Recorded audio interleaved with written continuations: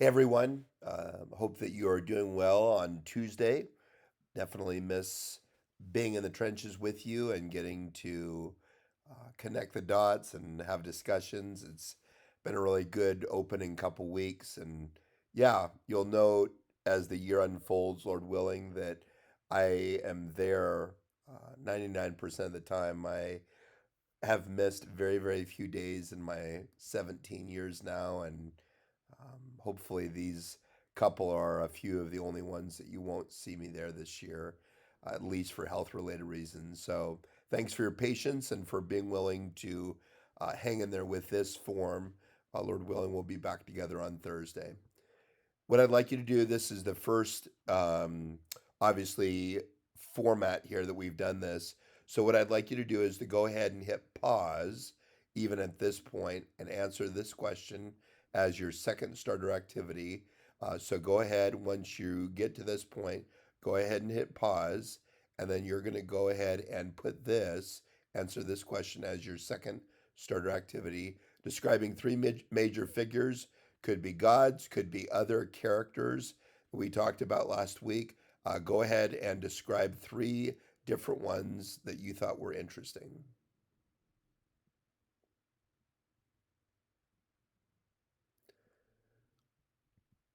All right. At this point, we're going to go ahead and get started. What I would recommend is you taking notes. I believe that you can do a split screen, and there will be questions that are going to be connected with the lesson.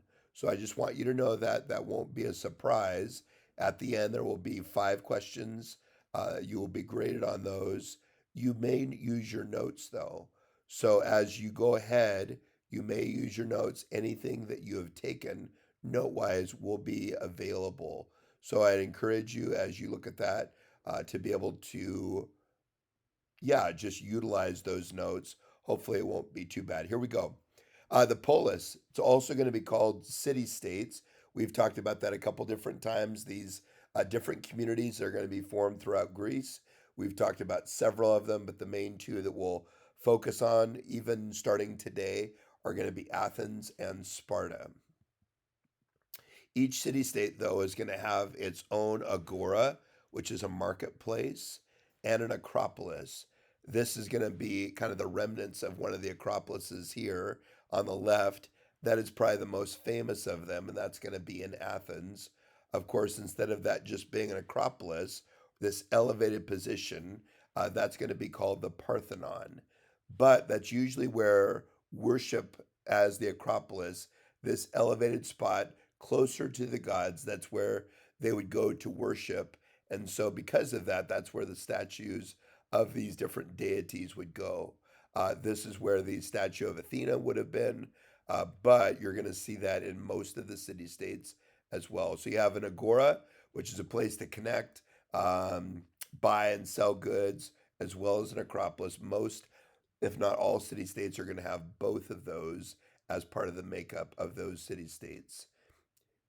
Initially, you're going to see these city states or polises being led by a tribal ruler, but then you're going to see the Greeks began electing kings.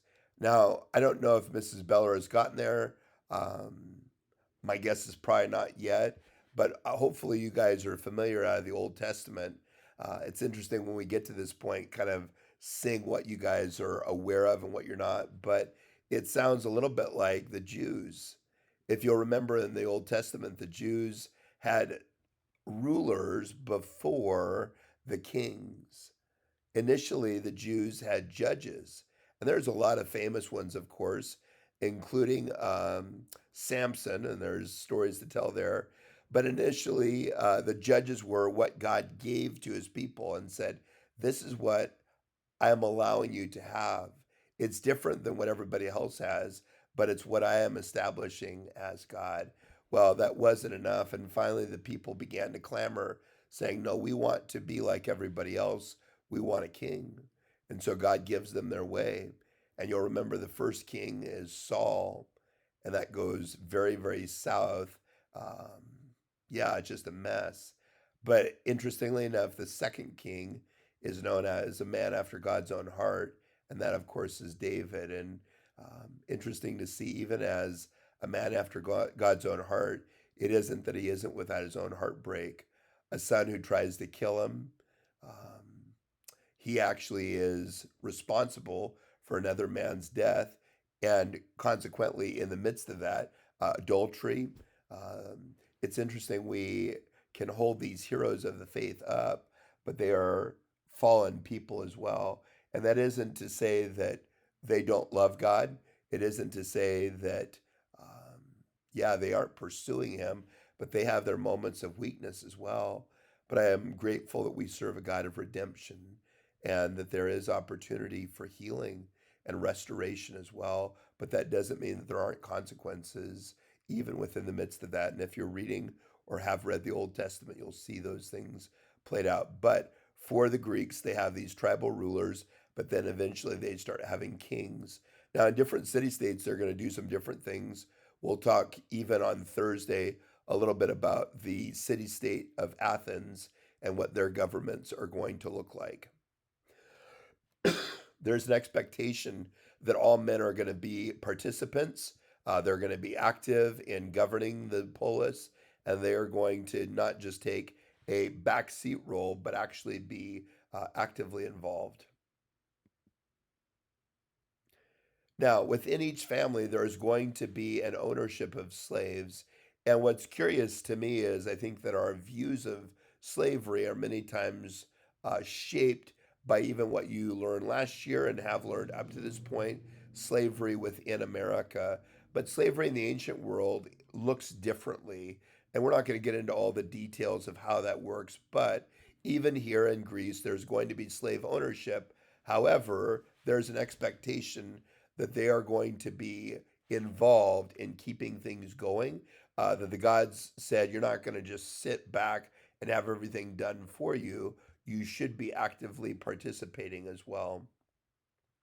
The main ways of earning income were going to be farming, even though the quality of soil we've said was not great, but also cultivating sheep.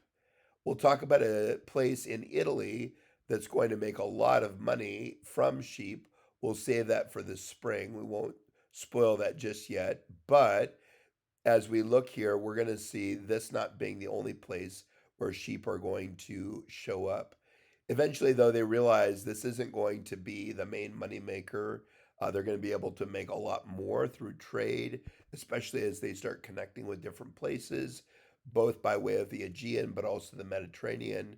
And so you're going to see a lot of people saying, this is our opportunity to do something else. Family is paramount, is significant to the Greeks. We're going to see the active role of the family being significant.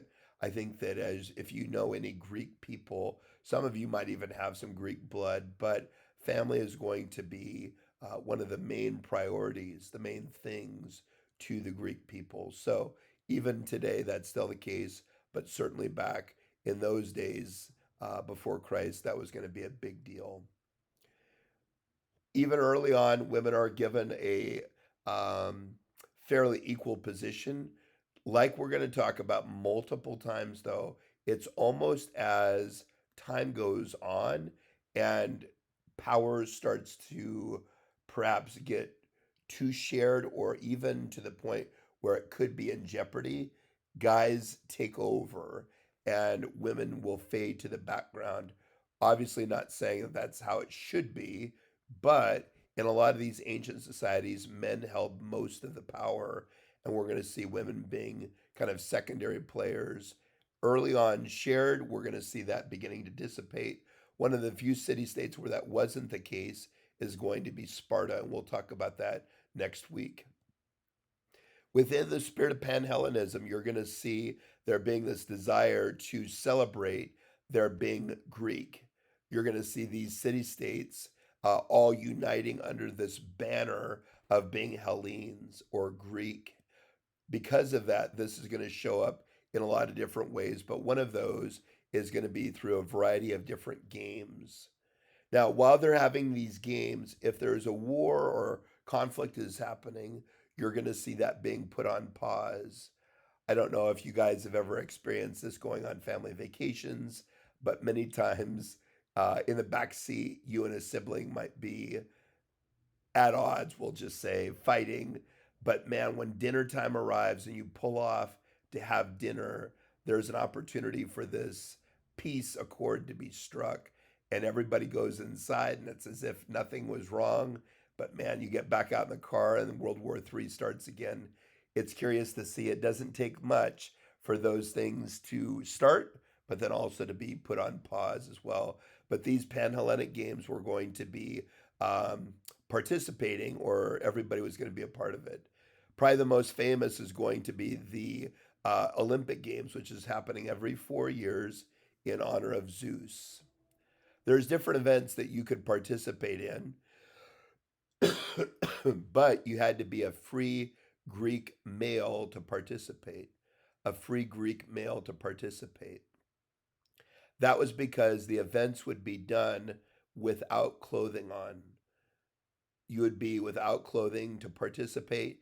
And so, therefore, the ones who were watching were also male. So you had to be male to participate, but also male to attend.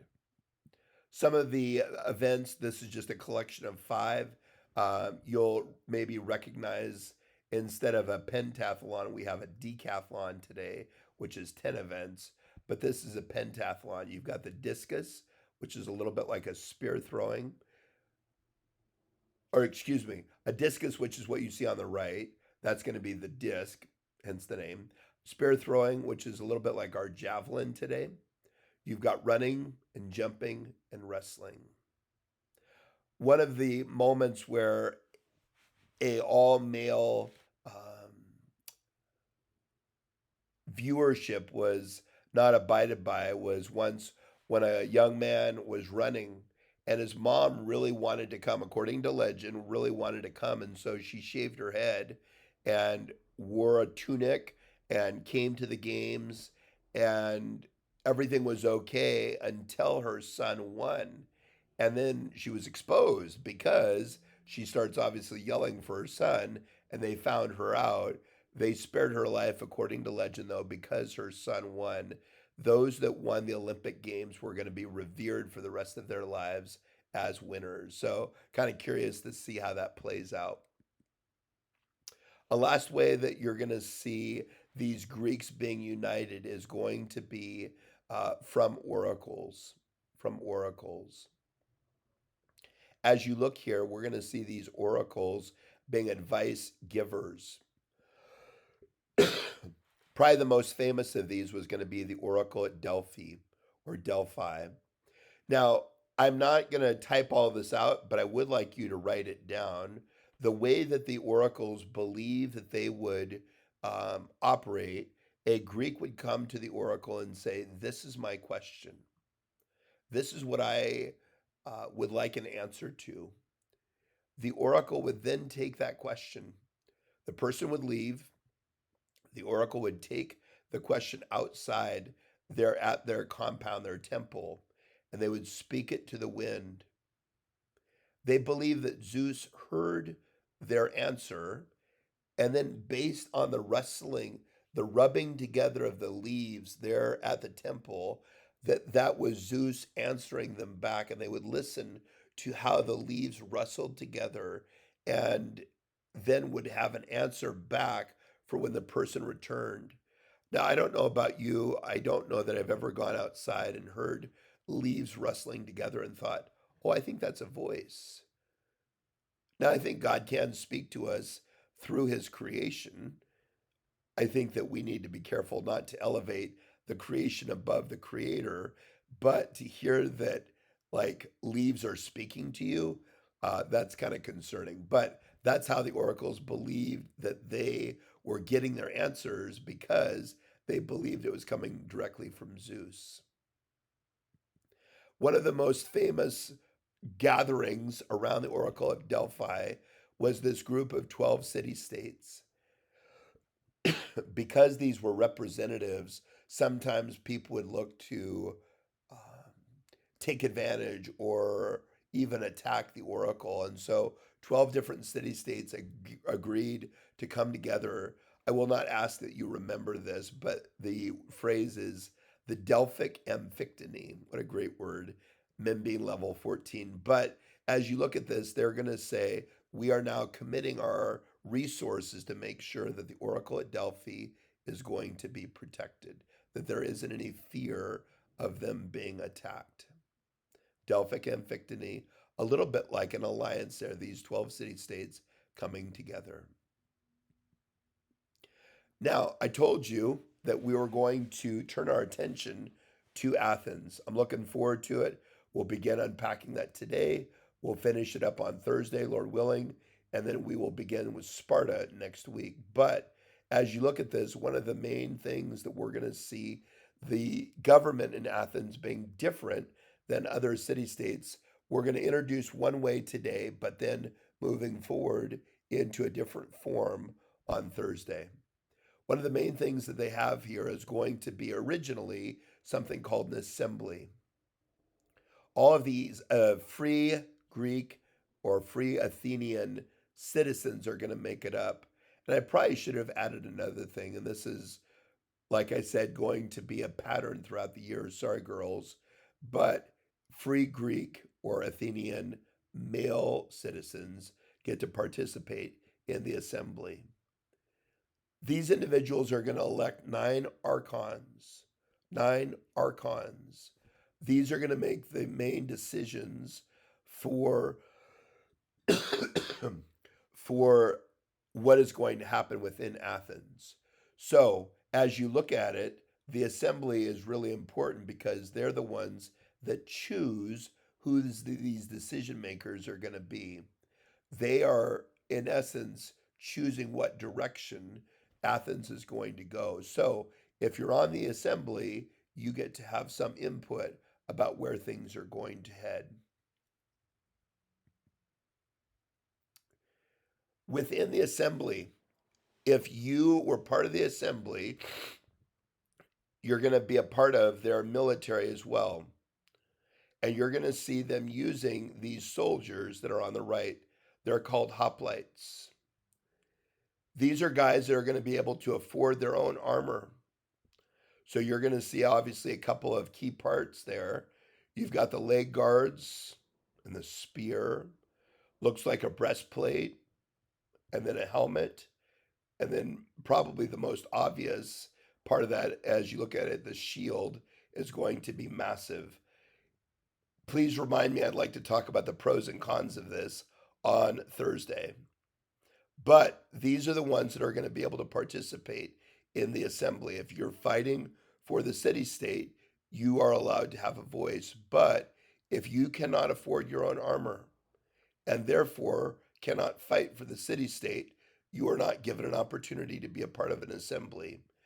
Therefore, those that are not part of the assembly are going to be called thetes. Thetes. Thetes.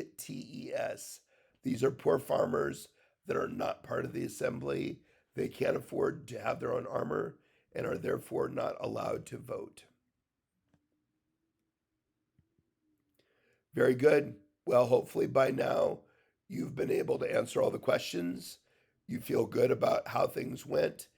If you would, please finish your homework, both the assignment that's given today as well as the chart.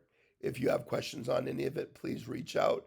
But again, Lord willing, see you on Thursday. Thank you guys, and I will talk to you soon. Bye-bye.